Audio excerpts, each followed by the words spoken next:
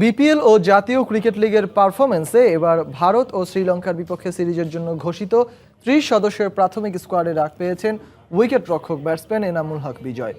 শারীরিকভাবে সম্পূর্ণ ফিট থাকায় নিজের সেরাটা দিয়ে মূল স্কোয়াডে জায়গা করে নিতে চান তিনি।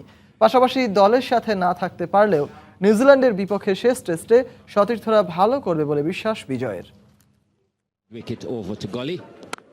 প্রথম শ্রেণীর ক্রিকেটে এনামুল হক বিজয়ের পরিসংখ্যান বেশ ঈর্ষণীয়। ১২ সেঞ্চুরিতে ৪১ গড়ে করেছেন প্রায় ৪,০০০ রান। টেস্টে বেশ অনিয়মিত হলেও লাল সবুজের জার্সিতে ৩০ ওয়ানডে খেলে ৩টি করে শতক ও অর্ধশতকে করেছেন প্রায় ১,০০০ রান। এমন উজ্জ্বল রেকর্ডের পরও ইনজুরির কারণে ২০১৫ বিশ্বকাপ চলাকালীন জাতীয় দল থেকে বাদ পড়ার পর থেকেই অনিয়মিত কুষ্টিয়ার এই ক্রিকেটার। এরপর দুটি টি-20 খেললেও ওয়ানডে কিংবা টেস্টে নামা হয়নি বিজয়ের। তবে আবারও সুযোগ এসেছে তার সামনে। ডাক পেয়েছেন ভারত ও শ্রীলঙ্কার বিপক্ষে আসন্ন সফরের জন্য ৩০ জনের স্কোয়াডে। এমন সুযোগ পেয়ে উচ্ছ্বসিত তিনি। এটা আমাদের স্বপ্ন বা আমার স্বপ্ন যে জাতীয় দলের জার্সি গায়ে সবসময় মাঠে থাকতে চাই, জাতীয় দলের হয়ে খেলতে চাই। সাদা ড্রেস বলেন, সবুজ লাল ড্রেস বলেন, সবসময় বাংলাদেশের প্রতিনিধিত্ব করতে চাই।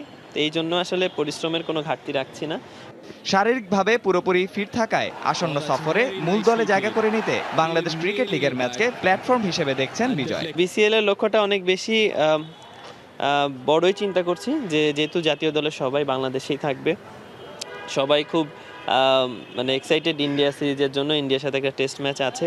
যদি বিসিএল এর প্রথম ম্যাচে যদি ভালো কিছু করতে পারি, আর এমনিতে ন্যাশনাল লিগে ভালো করেছি, আশা তো করতেই পারি জাতীয় দলে টেস্ট জার্সিকে আবার যদি আসতে পারি। ইনজুরির কবলে থাকা বাংলাদেশ দলের প্রতিটি খেলোয়াড় ভারত ও শ্রীলঙ্কার বিপক্ষে সফরের আগে সম্পূর্ণ সুস্থ হয়ে উঠবে বলেও বিশ্বাস এনামুলের। পাশাপাশি নিউজিল্যান্ডের বিপক্ষে শেষ ম্যাচে সতীর্থরা ভালো কিছু করবে বলে মনে করেন তিনি। আমি চাইলেও ২০ দিনের আগে মাঠে নামতে পারতাম না, তারপরে ২০ দিনের পরে যেটা আমার কাজ সেগুলো আমি করেছি।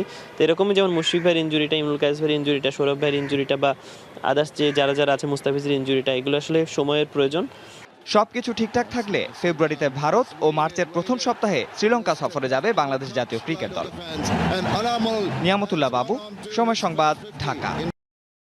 এদিকে সিরিজের দ্বিতীয় টেস্টের আগে আলোচনায় আছে হ্যাগলি ওভালের উইকেটও। এই ভেন্যুতে খেলা ৩ টেস্টের দুটিতেই বড় ব্যবধানে জয়ের রেকর্ড আছে স্বাগতিক নিউজিল্যান্ডের। প্রতি ম্যাচেই আধিপত্য দেখিয়েছেন কিউই পেসাররা। তাই সিরিজের শেষ টেস্টে সাবধান থাকতে হবে বাংলাদেশের ব্যাটসম্যানদের। ক্রাইস্টচার্চের হ্যাগলি ওভালের ক্রিকেটীয় ইতিহাসের পরিসংখ্যান নিয়ে এবারের প্রতিবেদন। ক্রাইস্টচার্চ কি তামিমদের কাছে দুর্বোধ্য মনে হচ্ছে? হ্যাগলি ওভাল স্টেডিয়ামের সঙ্গে ভূমিকম্প আর বৃষ্টির সম্পর্কটা যেন ঘনিষ্ঠ। আর সঙ্গে ঘরের মাঠে এই উইকেটকে কাজে লাগিয়ে কিউই পেসাররা হয়ে উঠতে পারেন আতঙ্কের অপর নাম। লম্বা সফরে ইনজুরি যন্ত্রণায় কাতর বাংলাদেশ দল দ্বিতীয় টেস্টে মাঠে নামার আগে এমন সব খবরে যেন রহস্যের বেড়াজালে আবদ্ধ। আসলেই কি দুশ্চিন্তা করার মতো কিছু আছে, নাকি স্বাভাবিক খেলার মন্ত্রই লড়াইয়ের রসদ যোগাবে হাতুড়ু শিষ্যদের? হ্যাগলির উইকেটের আচরণ বুঝতে এখানের ইতিহাসটা একটু জানা দরকার। এখানে খেলা ৩ টেস্টের দুইটিতেই ৮ উইকেটের ব্যবধানে জিতেছে স্বাগতিক নিউজিল্যান্ড, যার একটি শ্রীলঙ্কা আর একটি পাকিস্তানের বিপক্ষে। এই ২ টেস্টে ট্রেন্ট বোল্ট আর টিম সাউদি মিলেই তুলে নেন প্রতিপক্ষের ২৩ উইকেট। ওয়েগনার গ্র্যান্ডহোমরাও ছড়ান দুটি।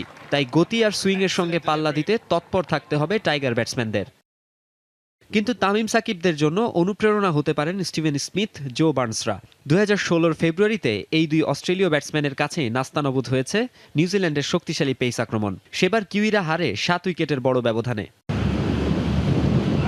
ক্রাইস্টচার্চে সফরকারী ব্যাটসম্যানদের সামনে স্বাগতিক পেসারদের অলিখিত দাপটের গল্পেও ছেদ পড়তে পারে, সেটিই যেন প্রমাণিত হয়। তবে ক্রিকেটের পরাশক্তি অস্ট্রেলিয়া যা পেরেছে সাবলীলভাবে নিউজিল্যান্ড সফরে ব্যর্থতার চাদরে জবুথবু চোট আক্রান্ত বাংলাদেশের পক্ষে তা কি সহজ হবে? প্রশ্নটা এঁটে থাক খাতাতেই।